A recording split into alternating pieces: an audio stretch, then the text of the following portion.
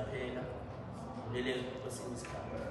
Now when we say rehabilitation programs, we ukuthi mina ngasizakala kanjani since I'm a poet, I want to be a DJ and so on. Ezinye izinto uthatha isikhathi. Iphupho lethu ilokuthi mawuqhuma la. Lezi zinto okade uzenza ngaphandle ungabe usazenza. Ngoba once waphuma ngaphandle ufica ama-outer akho ufethu ubuyeli uyithole usuku kuma-situations afana nalawo afakala. And ngale sikhulume kusendikina ukuthi umuntu mayengaba le program mayesephuma ngaphandle sazama ukuxhumana naye noma sazama ukubuyisana naye ukuthi siyaphambili. Mayekayibuyela la kule program asimdingi because thina sifuna ukubona into eyi-progress. Ngiyajabula ngokuthi mhlawumbe ake sibeke i-example nawo wena uyathi uyaphila yabo.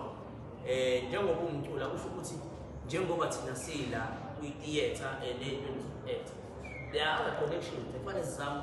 How do we make sure